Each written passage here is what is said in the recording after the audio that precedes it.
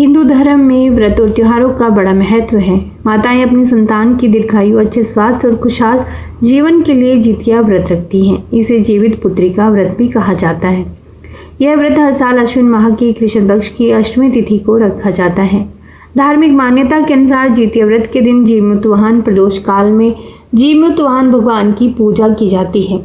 इस व्रत में नहाय खाए और खरना का पालन होता है और सूर्य देव को अर्घ्य देकर पूजा की जाती है। इस दिन अगर विधि विधान से जीमूतवाहन की पूजा करने से घर में सुख, समृद्धि और खुशहाली आती है।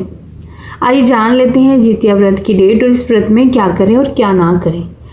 पंचांग के अनुसार इस साल अश्विन माह के कृष्ण पक्ष की अष्टमी तिथि का आरंभ 24 सितंबर 2024 को दोपहर 12:39 से होगा और अगले दिन 25 सितंबर 2024 को दोपहर 12:10 पर समाप्त होगा। इसीलिए उदय तिथि के अनुसार 25 सितंबर को जीवित पुत्री का व्रत रखा जाएगा और 24 सितंबर को नहाय खाए शुरू होगा। वहीं 26 सितंबर को व्रत का पारण किया जाएगा और विधि इस प्रकार से है। जितिया व्रत के दिन सुबह जल्दी उठकर स्नान करें, सूर्य देव की पूजा करें, मंदिर में एक साफ चौकी रखें, इस पर लाल रंग का कपड़ा बिछाएं, सूर्य नारायण की प्रतिमा स्थापित करें, उन्हें स्नान कराएं, सूर्य नारायण को धूप दीप और नैवेद्य अर्पित करें। अब गाय के गोबर या मिट्टी से सियार और चील की मूर्ति बनाएं। जीमूतवाहन भगवान की प्रतिमा स्थापित करें। अब जीमूतवाहन की विधि विधान से पूजा करें और व्रत की कथा सुनें।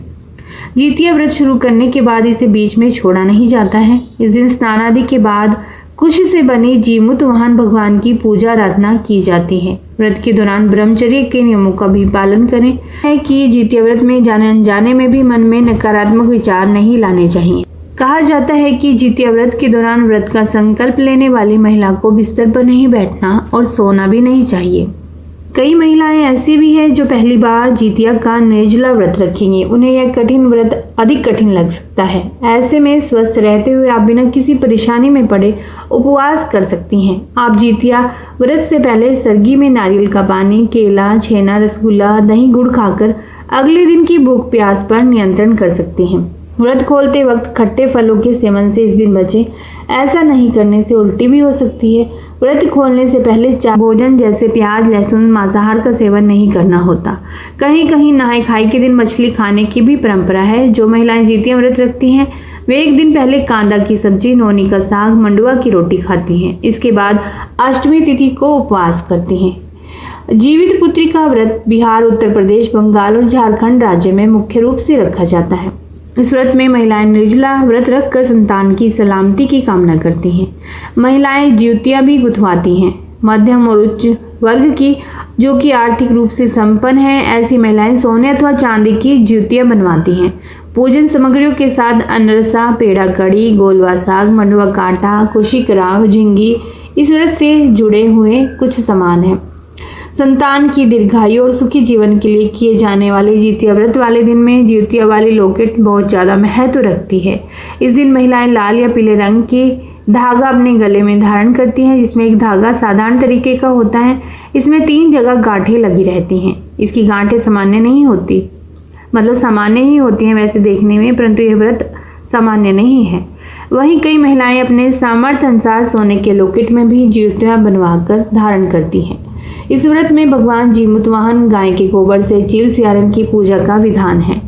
जीवित पुत्री का व्रत में खड़े चावल यानी कि अक्षत, पेड़ा, दुर्वा की माला, पान, लौंग, इलायची, पूजा की सुपारी, श्रृंगार का सामान, सिंदूर, फूल, गांठ का धागा, कुशा से बनी जीमूतवाहन की मूर्ति, धूप, दीप, मिठाई, फल, बांस के पत्ते, सरसों का तेल, खली, गाय का गोबर पूजा में जरूरी है।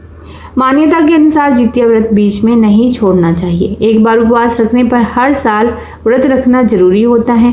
जीवित पुत्री का व्रत में निर्जला उपवास होता है, इसीलिए जल की एक बूंद भी ग्रहण न करें। इस दौरान मन को भी शांत रखना चाहिए। किसी से भी लड़ाई झगड़ा नहीं करें। व्रत के सभी नियमों का पूरी तरह से पालन करें। जो महिलाएं बहुत ही धार्मिक हैं वे राज उपचार और पंच उपचार विधि का भी पालन करती हैं और पूरी श्रद्धा के साथ जितिया कथा सुनती हैं। जितिया से जुड़ी कहानी का अपना महत्व है, क्योंकि कहानी सुने बिना यह अनुष्ठान अधूरा है। धार्मिक ग्रंथों के अनुसार जब कलयुग की शुरुआत हुई तो महिलाएं अपनी संतान को लेकर चिंतित थी और वे गौतम ऋषि के पास गई, जो एक प्रसिद्ध ऋषि थे। ऋषि ने उन्हें बताया कि एक अनुष्ठान है जो उनके बच्चों को बचाने में मदद कर सकता है। उन्होंने एक कथा सुनाई जो महाभारत के समय से शुरू होती है। जब पांडव युद्ध में अपने सभी बेटों की मृत्यु से सदमे में थे तो उनकी रानी द्रौपदी धौम्य नामक ब्राह्मण के पास गई और बच्चों की लंबी आयु के लिए उपाय पूछा। धौम्य ने उसे यह कहानी सुनाई। सतयुग में जीमूतवाहन एक राजा थे। एक बार जब वे अपनी पत्नी के साथ ससुराल गए तो उन्हें रात में एक बूढ़ी औरत की करुण पुकार सुनाई दी। वह औरत अपने मृत बेटे के लिए रो रही थी। जीमूतवाहन उसके पास गए और उन्हें पता चला कि वह इसीलिए रो रही थी क्योंकि गरुड़, जो कि पक्षियों के राजा और भगवान विष्णु के वाहन हैं, उन्होंने उसके बेटे को खा लिया था। स्वभाव से उदार जीमूतवाहन तुरंत उस स्थान पर गए जहां गरुड़ को पाया जा सकता था और खुद को भोजन के रूप में प्रस्तुत किया। गरुड़ ने अपने पंजों से उसके शरीर को काटना शुरू कर दिया, लेकिन राजा के व्यवहार से हैरान होकर वह उसके बलिदान के पीछे का असली कारण जानना चाहता था। दर्द के बावजूद राजा ने गरुड़ से उसे मारकर खाने पर जोर दिया।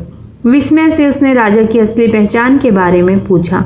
गरुड़ ने कहा, आप एक साधारण व्यक्ति नहीं लगते, मैं आपसे सच बताने की विनती करता हूँ। तब राजा ने अपना परिचय दिया और उसकी उदारता से प्रसन्न होकर गरुड़ ने उससे एक वरदान मांगा। जीमूतवाहन ने पक्षीराज से उन सभी लोगों को जीवन देने के लिए कहा जिन्हें उसने खाया था।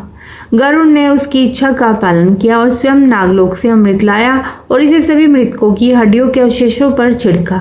मृतक सभी जीवित हो गए। राजा के संकेत से प्रसन्न होकर उन्होंने उसे एक वरदान भी दिया।